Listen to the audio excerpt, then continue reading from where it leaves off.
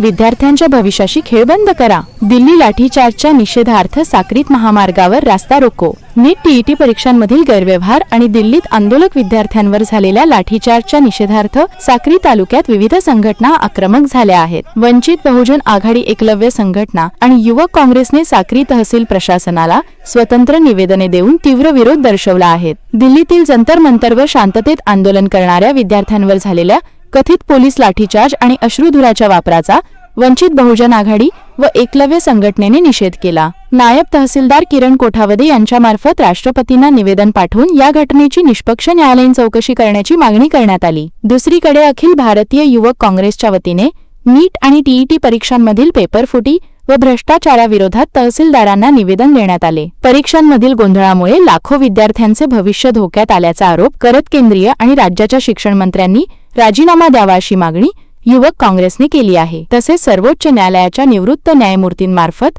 या प्रकरणाची चौकशी करून दोषींवर कठोर कारवाई करण्याची मागणीही करण्यात आली। या दरम्यान आंदोलकांनी काही काळ तहसील कार्यालय समोर राष्ट्रीय महामार्गावर विविध घोषणा देत रास्ता रोको करत आंदोलन केले। या आंदोलनात वंचित बहुजन आघाडीचे उत्तर महाराष्ट्र उपाध्यक्ष आबासाहेब खैरनार, सीताराम वाघ, साक्री तालुका अध्यक्ष नितीन मोहिते, दिलीप बोरसे, किरण खैरनार, रोहित आखाडे, आकाश चव्हाण, अनिल पानपाटील, राजेंद्र निकम, भारतीय बौद्ध महासभेचे डीएम मोहिते व एकलव्य संघटनेचे जिल्हा उपाध्यक्ष शिवाजी माळीच, गोविंदा माळीच, राजेंद्र सोनावणे, विष्णू सोनावणे, भास्कर माळचे तसेच युवक काँग्रेस तालुकाध्यक्ष सागर देसले, महासचिव जयेश खैरनार, कपिल जाधव, सचिन सूर्यवंशी, प्रज्योत देसले यांसह काँग्रेसचे माजी जिल्हाध्यक्ष प्रवीण चौरे, तालुका अध्यक्ष भानुदास गांगुर्डे, दीपक साळुंखे, सचिन सोनवणे यांच्यासह विविध संघटनांचे पदाधिकारी व कार्यकर्ते मोठ्या संख्येने उपस्थित होते।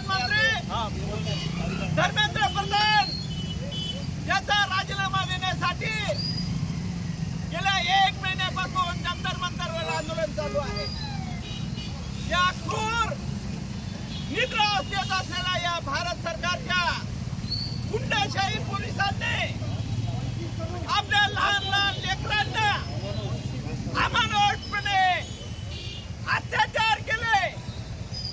12-15 वर्षाच्या मुलींना सुद्धा ब्रूट पोलिसांनी अत्याचार केले, मारलं, त्यांना रस्त्यावर पाडलं।